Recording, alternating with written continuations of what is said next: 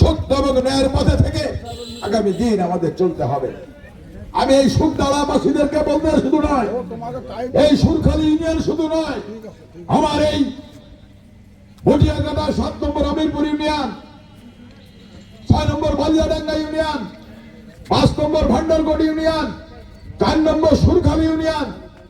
3 number Gangarampur union, 2 number ভটিয়াঘাটা union, 1 number Jalma union, আমার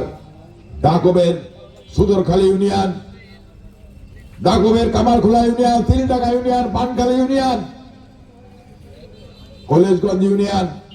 বাজুয়া union, Laudob union, Dacope union, Balishanta union এবং চালনা পৌরসভা সকল মানুষকে নিয়ে আমি ঐক্যবদ্ধ ভাবে এই অঞ্চলের শান্তি শৃঙ্খলা বজায় রেখে আমি কাজ করতে চাই। আল্লাহ রহমতে আমি যদি এই অঞ্চল থেকে নির্বাচিত হতে পারি, আপনাদের ভোটের মধ্য দিয়ে আমি যে কথা বলেছিলাম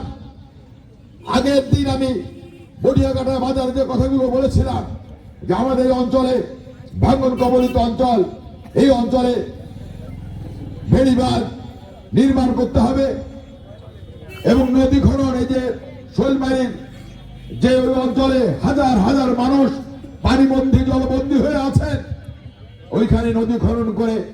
ওই অঞ্চলে মানুষদেরকে বাঁচাতে হবে। এই অঞ্চলে ভাঙন কবলিত অঞ্চল, যে সময় যে বাবাবাড়িয়া, সুন্দরমহল, কোদলাস, বারোট দিয়ে যে সময় শম্ভুনগর, এদিকে গাঁওঘরা সহ বিভিন্ন জায়গায় যে ভাঙন কবলিত অঞ্চল রয়েছে, এইগুলো স্থায়ীভাবে যাতে বেড়িবাঁধ নির্মাণ করা যায় সেই কাজগুলো আমি করব। এলাকার যে সকল অনুন্নত জায়গা রয়েছে, রাস্তাঘাটের অভাবে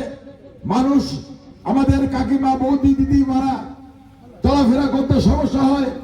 বর্ষার সময় পানি আনতে সমস্যা হয়, বৃষ্টির সময় পানি আনতে সমস্যা হয়,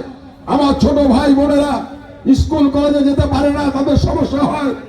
ইনশাল্লাহ সেই সমস্ত রাস্তায় ইটের সলিং বা কার্পেটিং করে তাদের যোগাযোগ ব্যবস্থা সুন্দর করে দেবো ইনশাআল্লাহ। মহান রব্বুল আলামিন যদি আমাকে নির্বাচিত করে আপনাদের ভোটের মাধ্যমে, তাহলে পানখালী থেকে বরণপাড়া যে ফেরিটা রয়েছে, ওইটাকে আমরা পূর্ণাঙ্গ একটা ব্রিজ নির্মাণ করে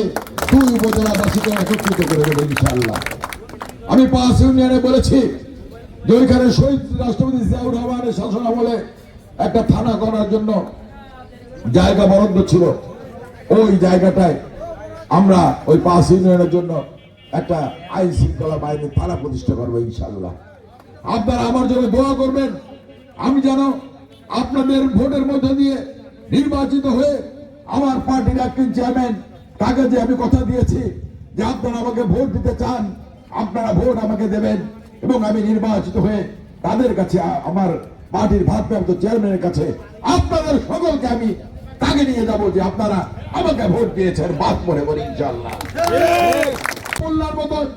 আমি রাজাউল খানের মতন জীবন দিতে হয় আপনাদের জন্য। আমার